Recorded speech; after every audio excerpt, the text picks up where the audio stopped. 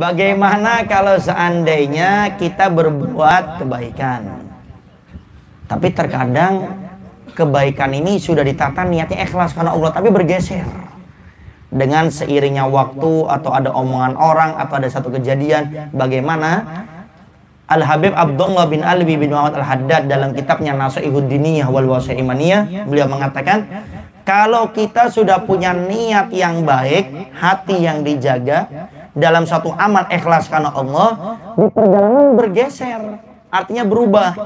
Kata beliau, teruskan dengan amalmu, barengi dengan istighfar, maka Allah akan hilangkan daripada besitan lintasan tersebut. Jadi jangan berhenti. Dan itu wajar. Tidak mungkin ada orang beramal tidak ada gangguan di hatinya. Kenapa? Syaitan itu tujuan utamanya pengen kita masuk neraka. Semuanya. Tanpa terkecuali.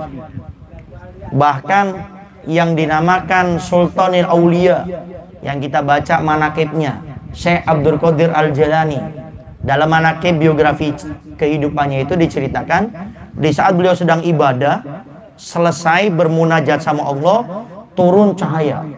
Kemudian cahaya itu berkata, wahai Abdul Qadir, sekarang aku gugurkan dirimu dari ibadah kepadaku, katanya. Diambil sama Syekh Abdul Qadir Jilani sesuatu, dilempar, ukhluj ya la'in, keluar wahai orang yang dilaknat oleh Allah.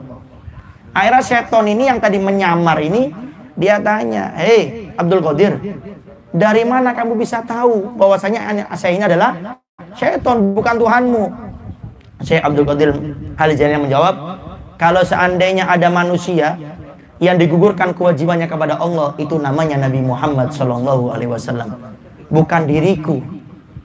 Bahkan diceritakan Nabi saja ibadah sampai bengkak kedua mata kakinya, apalagi orang-orang seperti kita, sehingga tetap kewajiban itu akan ada. Artinya tidak mungkin kita berbuat kebaikan tidak diganggu, dalam kebaikannya dihalangi. Sudah berbuat kebaikan, bagaimana biar ria, biar nggak ada kebaikannya. Sehingga teruslah dengan amal.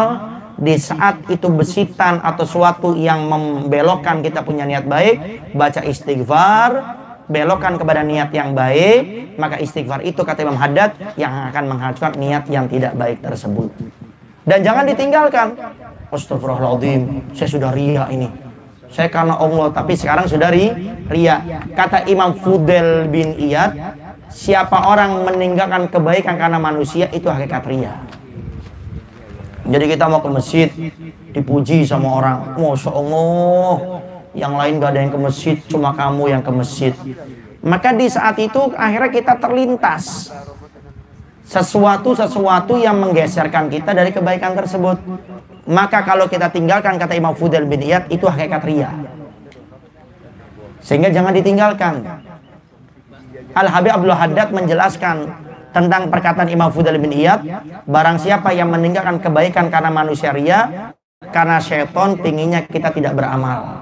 Sehingga kalau kita tinggalkan, maka hakikatnya kita mengikuti syaitan. Jadi sekali lagi, terus dengan amal, baringnya dengan istighfar, kembalikan niat itu kepada hakikatnya ikhlas karena Allah. Nanti istighfar itu yang akan menghancurkan niat-niat yang tidak baik tersebut. Wallahu a'lam bishawab.